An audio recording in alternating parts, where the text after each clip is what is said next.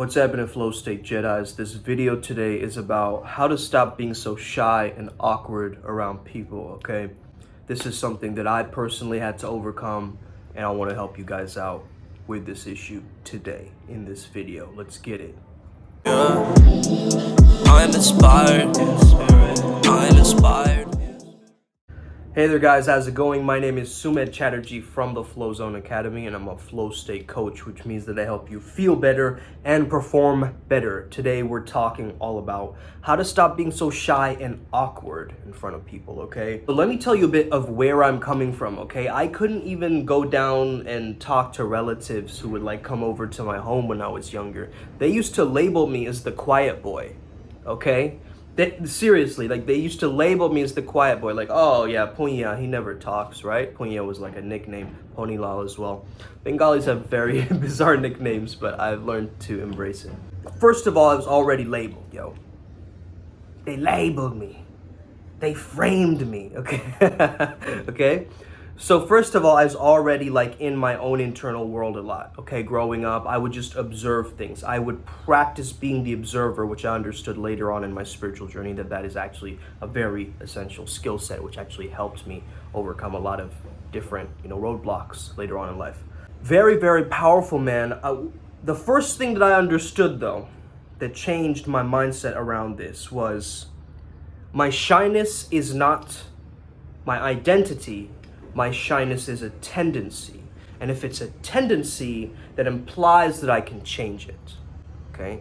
It implies that I can work on it, okay? If you're really interested in delving into how I got over my shyness and you want to know more about that story, you can find it on my book, okay, TPM, Theatroplasticity Method. I am the author of the book. Okay, so this is kind of going on the principle of act it till you become it, okay? And of course, that mentality really helped me, and TPM really helped me to completely rewire and reinterpret and reintroduce my personality, because I was tired of being a very specific type of guy, okay? I got to a precipice where I was like, I can't do this anymore. I've got to change, okay? And that decision was really, really important for me. It happened around college time, so very interesting. I share my story in here. I would just have very shy moments, right? I remember I couldn't really talk to girls much when I was younger. That really started also my spiritual process later on too, in a sense, because, relationships spark your spirituality. There are lessons there, okay? It's really, really important that you go through these things. I was really shy, constantly in my head, very socially timid, felt rejected, which again, rejection was my core wound. I didn't know that till years later, okay? The fact that I could get so hurt, so triggered from just being rejected by a girl. I didn't know why. Why was that happening? Until years later, I understood the patterns connecting to this, okay? You learn to see the patterns, you learn to take power over your life, okay? You're understanding your own computing. You understand your own data system, okay? It really is empowering to think like that. So one thing is stop looking at this as a social science and start looking at it as a social art. That was one big shift that I had to make, because I was constantly looking at all of the science and the data and the logic to try to prove this body language hack with this study to back it up and all of these different things, right? Just so I can give myself permission to be more of myself. And that was another thing, man. If you read this book, you understand that I was very, very against the notion of be yourself. Because what if myself is I'm lock myself in a basement and play video games all day, right? What if that's myself and I don't really want that, but I'm just stuck in that pattern, right? Be yourself is not a helpful mentality, I have a video on here also speaking about this. Not a helpful mentality, okay? Be the best version of yourself is.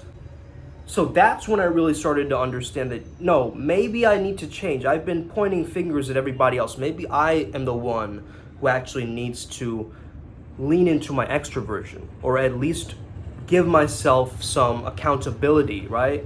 If I'm at a party, I'm gonna talk to people, right? Pushing myself and really going through these different like experiments, like, you know, and again, I call them experiments because at the time I still thought of this social science, right? Like interacting with people, communicating, connecting. And again, a lot of people, you know, I've experienced this too. We kind of get our own trust issues and things like that, or we hold grudges around people and things like this. I think that's normal. You know, it's a part of growing up. It's a part of understanding your emotions. You're gonna have to go through a few like moments like this of like jealousy or like confusion or, you know, underestimating your own abilities. Like, you're gonna go through them, but just don't get attached to the storyline of that, right? Like, that's the issue. A lot of us, we just like, no, but I'm shy and I'm always gonna be shy and nothing's gonna change and I've tried everything else and it's not gonna. That's when you start getting into like a learned helplessness, as Martin Seligman calls it, a positive psychology founder. It's almost like that elephant, you know, that's trapped on like a little small little branch that it can just break off of the ground, like a small little tree stump, right? And easily pull away, but it grows up believing that it can't escape, that they're hopeless. It's a learned helplessness. You see, society's been crushing them down. They themselves have been crushing themselves down. And so they're actually they brainwash themselves to think that I'm not good enough and I'll never change. If you can recognize that, hey, I'm here right now, and you're watching this video, you know that, okay, now I can change, because now you have awareness, right? And you're like, I understand I'm here. Like, I'm at the effect of life, right? I'm in that victim mentality. I understand that.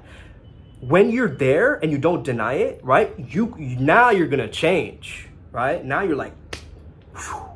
You're gonna take different steps, different actions, but also adopting different thoughts about meeting people and being around others, and like erasing all the past limiting beliefs and storylines that aren't serving you anymore.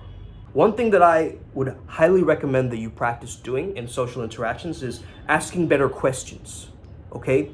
When you can ask way better questions, you can get people to talk more, and then you actually don't have to talk so much. That's the thing, right? You can actually be the 80-20 rule, right? You can actually be the 20% that holds space.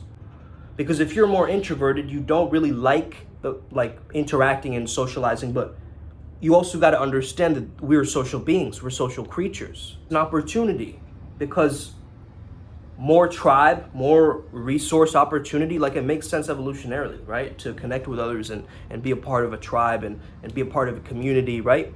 It's just social leverage, right? In a sense, like, just think about this, man. Like, why are you so awkward around people? Because you don't know them. There's no trust, there's no rapport. It's a feeling of like you're ignorant to their mentality, right? You're not intuitive enough that you're reading people correctly.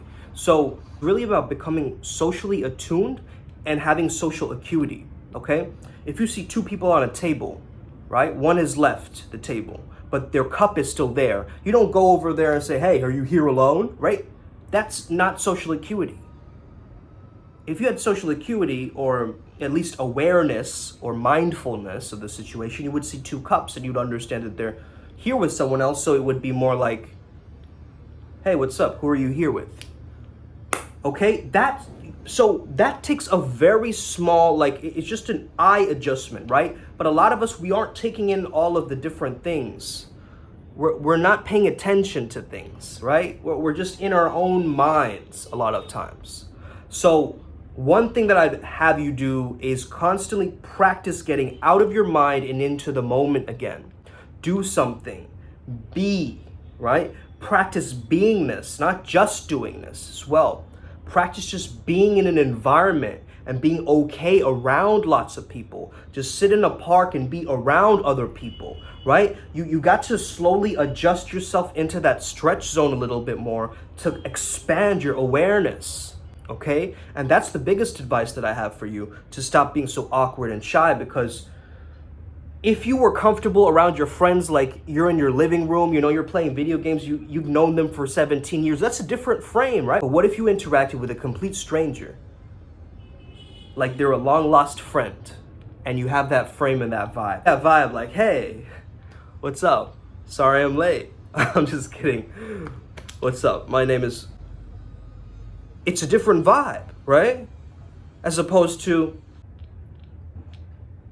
Is anybody sitting here by chance? On this stool? I mean, this bench? No. Unless you can see ghosts. So practice doesn't make perfect. Devoted practice makes excellence happen, okay? So that's kind of the way I'm thinking about this.